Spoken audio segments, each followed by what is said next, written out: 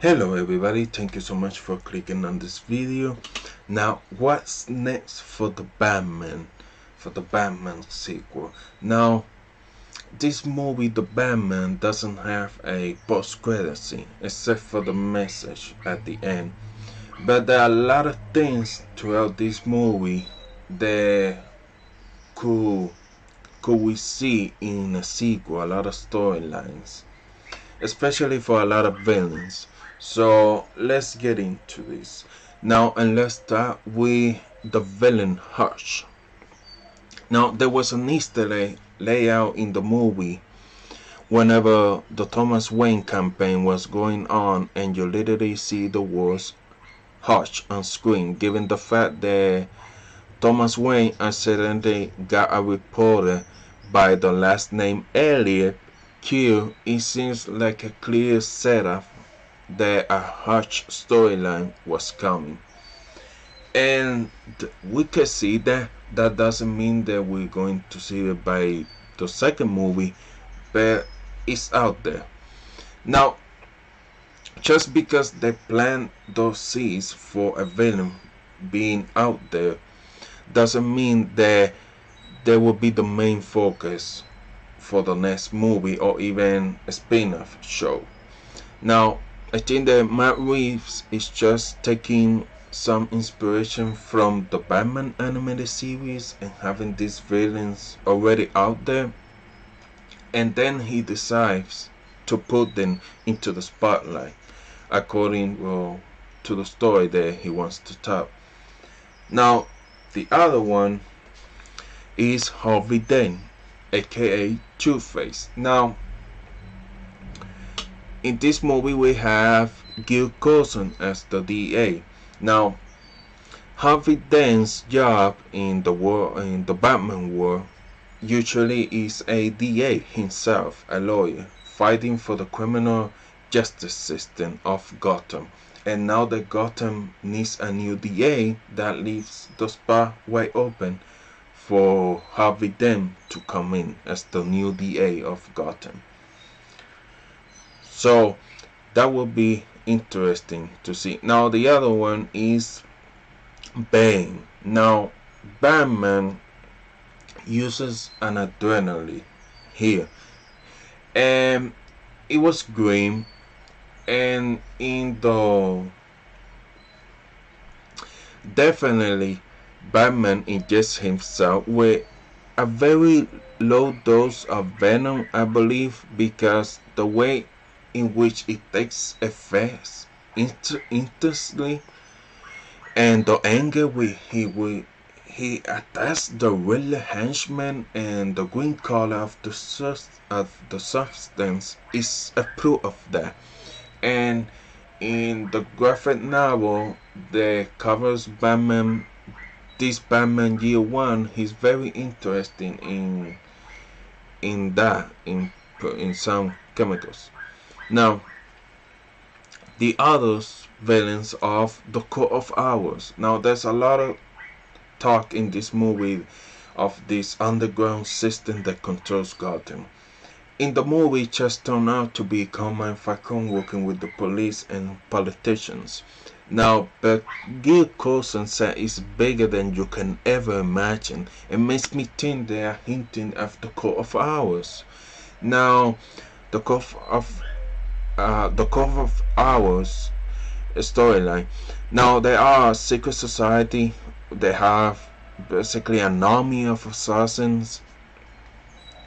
And in an interview, Robert Pattinson said that there could be the villains for the Batman sequels, and then the Bruce Wayne's parents were involved in the Court of Owls. So that would be fascinating to explore.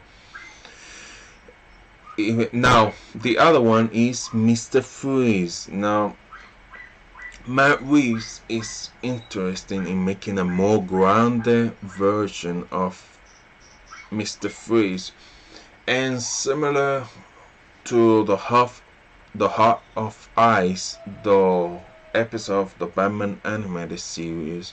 I think Matt Reeves can take some elements from that and making a really compelling story for Mr. Freeze. Now, this next one is not villain, but Robin. Now, Robert Pattinson wants Robin in the sequels. Now, I think I would like to see Robin. I would like to see the Bat family on screen, but I think that, like Robert Pattinson said, it has to be a kid, similar like the kid from this movie, the son of the mayor, around that age maybe. Now, the next one is the Joker. Now, Matt Reeves is going for a more grounded and realistic take on the Joker. Matt Reeves confirms that it's a biological disease that this Joker is born with this disease. Now, and that he has a permanent smile on his face, and he uses that as the reason for going insane, playing the joke on other people. Now, there are a couple of deleted scenes that involve the Joker in this movie, and one of them is that Batman visits the Joker on Arkham Asylum, shedding some light if he could point out what the Riddler was going to do next, and he was just going to be the Joker messing with the Batman the entire scene. And that's very similar to Batman the Long Halloween, who Batman needs to go to Arkham Asylum to talk to Calendar Man in order to solve a crime. Now, it says that at one point in this conversation that the Joker would have told the Batman it's almost our anniversary, isn't it? So that means that they have history together, and Batman is the one who put him in Arkham Asylum. So I hope they release those deleted scenes later. Now, what other character could be introduced? Maybe Harley Quinn working on Arkham Asylum, who eventually she becomes Harley Quinn. Now, who runs Arkham Asylum here? Is it Hugo Strange or even Jeremiah Arkham, who we now know that he will be a relative to Bruce? And if I wonder if the future Batman movies will focus on Bruce Wayne own mental instability because of what he knows about his mother. Now, the other villain is the Penguin. Now, the Penguin is getting his own HBO spin-off series, so that will focus on him rise to power. And I think that by the next movie we will get the Penguin that we already know and well established in the map world of Gotham. Now, the other character is Catwoman. Now, by the end of this movie, Catwoman moves to Blue Haven, who is Gotham's sister city. Now, the hero of Blue Haven is Nightwing, but we don't have a Nightwing, at least not yet. So, and there are thoughts that she could have her own HBO spin-off series. That would be cool to see. And I think they could focus on her in Blue Haven and adapt some really great stories for her, like Catman Selena Score and Batman Kill Time. And then by the next movie, she goes back to Gotham as a member of the High Society. Now, also, by the end of this movie, Riddler floods the city, similar to Batman Zero Year, the comic. And there are some elements also from Batman No Man's Land. Now, in No Man's Land, Joker kills Gordon's second wife, Sarah Essen, who Gordon had an affair in the famous Batman Year One storyline. So that to me and Cassandra Cain's are the best elements from the No Man story, and that is when Gotham City is divided by sector, and each villain is controlling their own sector. So, but we don't have enough villains for that story, I think. Now, also in Batman Zero Year, basically the main villains of the Riddler and the Red Hood gang. So the difference between Batman No Man's Land and Zero Year is the one the governor goes and helps Gotham, and in the other one basically abandoned Gotham, and they are off of their own.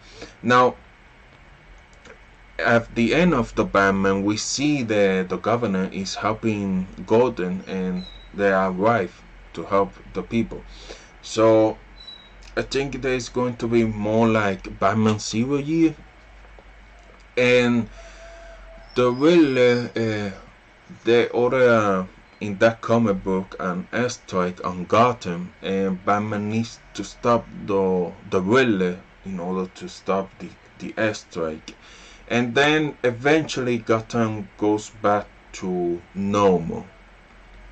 So like I said, there are really fascinating story here, and they can choose from either of those, or maybe they bring new ones, new stories that they haven't established, but they have those stories there so they can use us for the next Batman sequel, for a third movie, or maybe a spin-off series. So it will be fascinating what Matt Reeves does. But those are my thoughts on the Batman sequel. Let me know in the comments below what do you think, and what villains would you like to see for the Batman sequel. If you enjoyed this video, hit the like button. Please consider subscribing to the channel, share this video with your friends, and thank you so much for watching. Bye bye.